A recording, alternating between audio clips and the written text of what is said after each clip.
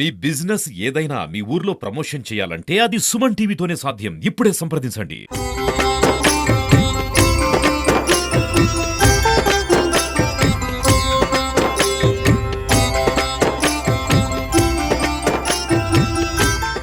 నమస్తే, welcome to Suman TV. నేను మీ journalist Nagateja. ప్రజలు మనం ప్రకాశం జిల్లా ఒంగోలు సమీపంలోని పెళ్లూరు గ్రామంలోను. ఈ గ్రామంలో ప్రత్యేకత ఉంది. రేపు శివరాత్రి సందర్భంగా కూడా ఇక్కడ ప్రత్యేకంగా శివాలయం సంబంధించి అన్ని ఏర్పాట్లు చేస్తున్నారు.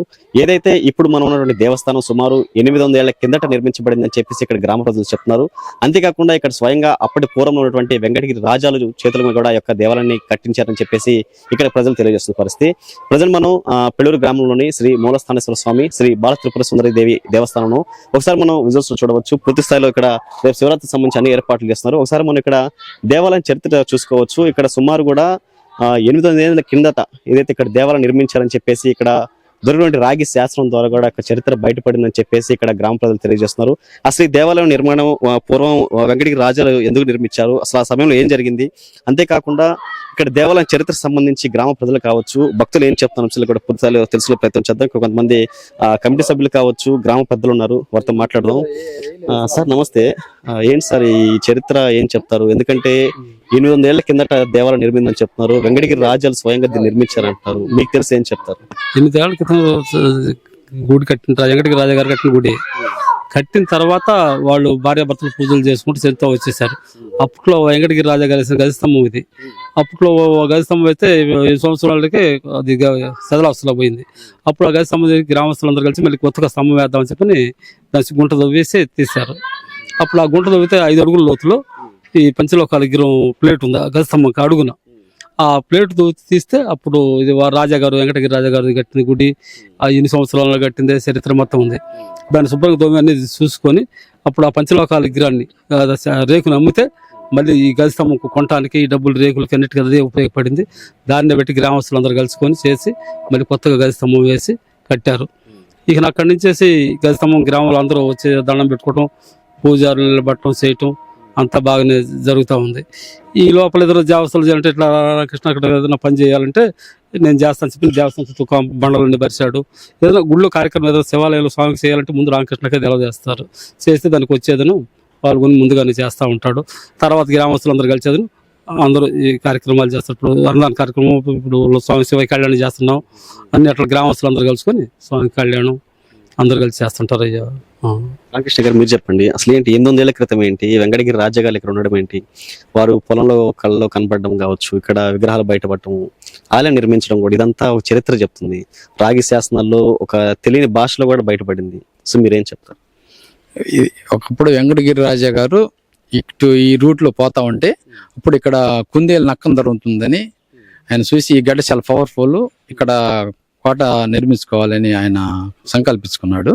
ఇక్కడ వెంకటగిరి రాజా ఇక్కడ మండలం పెళ్లూరు మండలానికి ఎంచుకొని ఇక్కడ ఉంటున్నాడు, కోట ఏర్పరచుకొని ఉంటుంటే ఇక్కడ ఇదంతా పొలం లెక్కలో ఉండేది.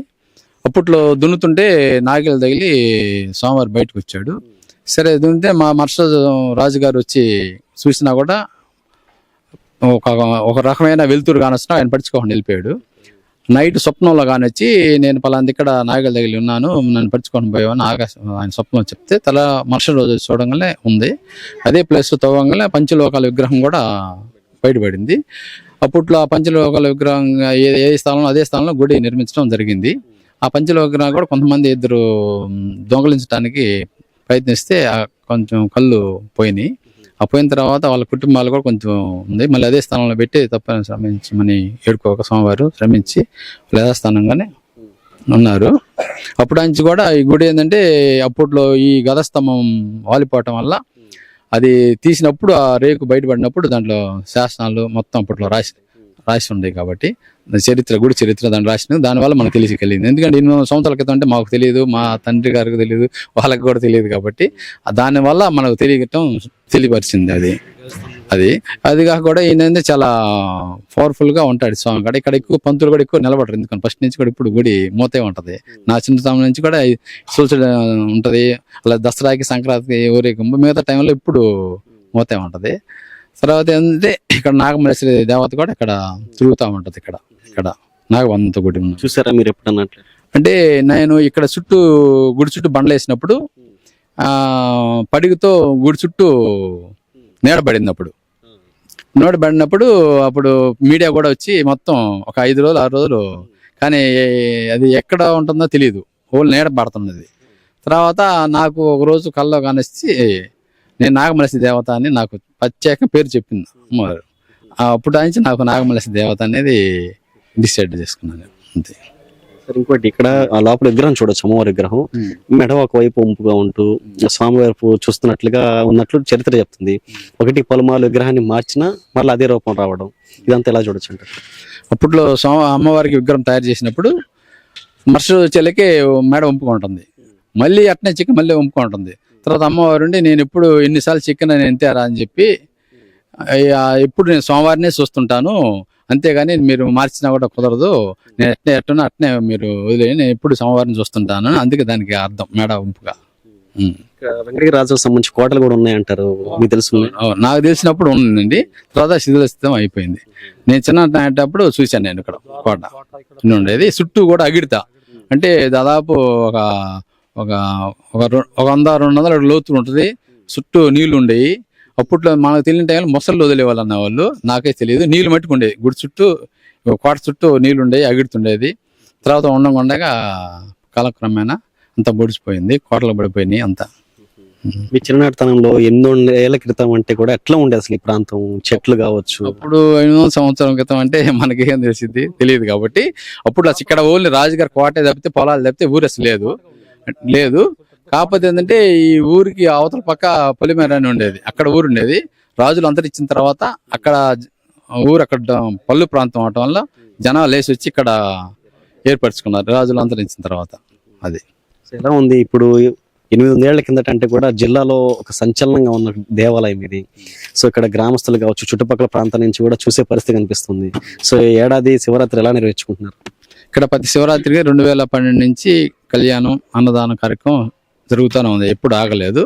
ఇక్కడ కూడా ఏంటంటే ఆయన స్వయంభూ కాబట్టి ఎన్నో సంవత్సరాల చరిత్ర ఉన్న గుడి కాబట్టి చుట్టుపక్కల కూడా స్వయంభూ ఎక్కడ లేదు, అన్ని రాజులు ప్రదర్శించినాయి. కానీ ఈ స్వామి స్వయంభూ కాబట్టి ఇక్కడ మహిమంగళ స్వామి. ఇక్కడికి వచ్చిన వాళ్ళు ఇక్కడ ఏదనుకున్నా కూడా మనస్ఫూర్తిగా ఆ కోరికలు నెరవేరుతూ ఉన్నాయి. న్యాయబద్ధమైన కోరికలు ఏ ఉన్నా కూడా, ఇది అనారోగ్యాల సమస్య కావచ్చు, ఆర్థిక సమస్య కావచ్చు, పిల్లకాయల చదువు సమస్య కావచ్చు, ఏ సమస్య కూడా న్యాయబద్ధంగా ఉన్న కోరికలు కూడా ఇక్కడికి వచ్చి అమ్మవారికి అభిషేకం కానీ చేసుకున్న వారికి పక్కాగా అనుకున్నట్టు కూడా నెరవేర్చడం జరుగుతున్నది. ఒకరి విషయం అనవసరం, నా విషయం మటుకి స్టెప్పులుగానే ఆ స్వామివారి సేవ చేసుకుంటున్నాం కాబట్టి నేను ఎదుగుతానే వచ్చా. నేను 2002 నుంచి కూడా నేను వర్కర్ని ఫస్ట్లో. ఆ స్టెప్పులు బిజినెస్ నుంచి అట్లా స్టెప్ ఒక రేంజ్కి ఒక స్థాయికి ఏంటంటే ఆ భగవంతుడు దయతో ఆయన పెట్టిన భిక్షతోనే ఈ స్థాయికి ఉన్నా. అంటే నాలాగా అందరూ చాలా వరకు కూడా మనస్ఫూర్తి నమ్మిన వాళ్ళకి అట్నే విధంగా. సో ఇది దేవాలయంలో మనం విశేషాలు చూడవచ్చు. గ్రామ ప్రజలు కూడా చాలా ఆనందంగా తెలియజేస్తున్నారు. ఎందుకంటే ప్రకాశం జిల్లాలోనే పెళ్ళూరు గ్రామంలో వెంకటగిరి రాజాలు పాలిస్తున్న సమయంలో కూడా సుమారు 800 ఏళ్ల కిందట కూడా నిర్మించే దేవాలయం.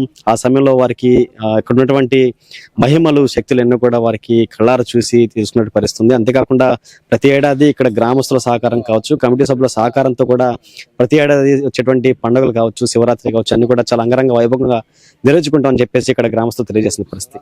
వీడియో జర్నలిస్ట్ తనస్ కుమార్తో తేజ సుమన్ టీవీ, పెళ్ళూరు గ్రామం నుంచి.